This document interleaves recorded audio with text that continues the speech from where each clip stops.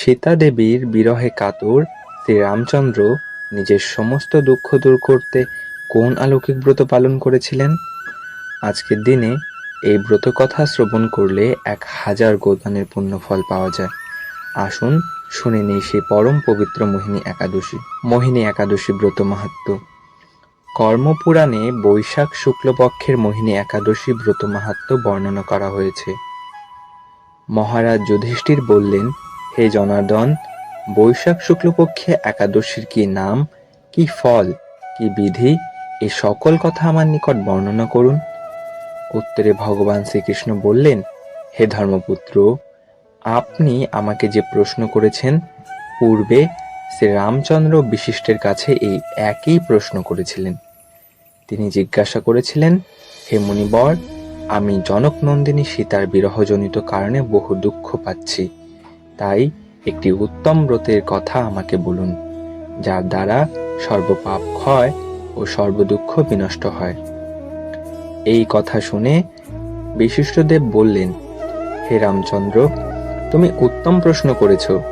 যদিও তোমার নাম গ্রহণে মানুষের পবিত্র হয়ে থাকে, তবুও লোকের মঙ্গলের জন্য তোমার কাছে সর্বশ্রেষ্ঠ ও পরম পবিত্র একটি ব্রতের কথা বলছি।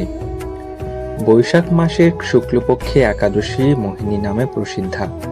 এই ব্রত প্রভাবে মানুষের সকল পাপ, দুঃখ ও মোহজাল অচিরেই বিনষ্ট হয়।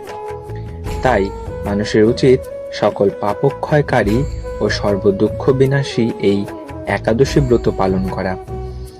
একাগ্রচিত্তে তার মহিমা তুমি শ্রবণ করো।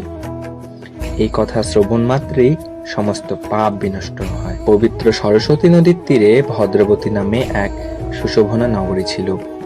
চন্দ্রবংশজাত ধৃতিমান নামে এক রাজা সেখানে রাজত্ব করতেন। সেই নগরীতেই ধনপাল নামে এক বৈশ্য বাস করতেন।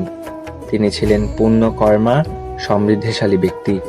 তিনি নলকূপ, জলাশয়, উদ্যান, মঠ ও গৃহ ইত্যাদি নির্মাণ করে দিতেন। তিনি ছিলেন বিষ্ণু ভক্তিপরায়ণ ও শান্ত প্রকৃতির মানুষ।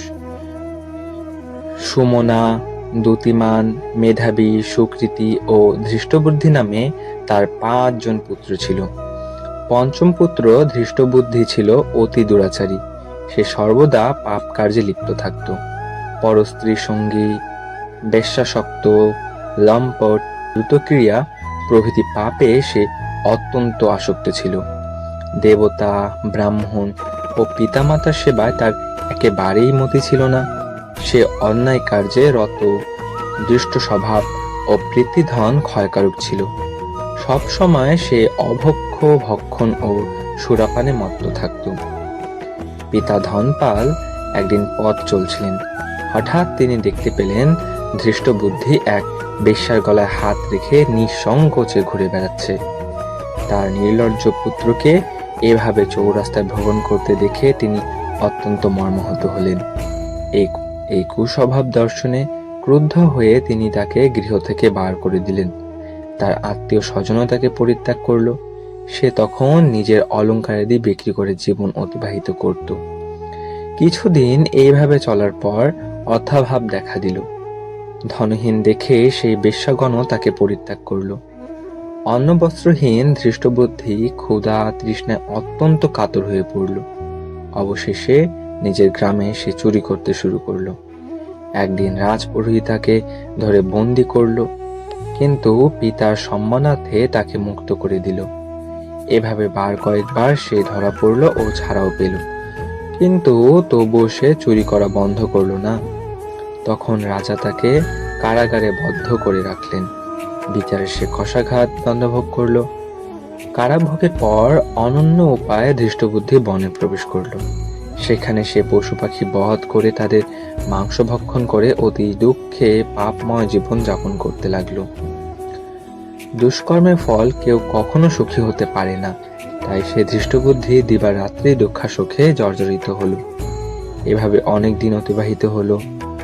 কোনো পুণ্য ফলে সহসা একদিন সে কৌন্ডিন্য ঋষি আশ্রমে উপস্থিত হলো।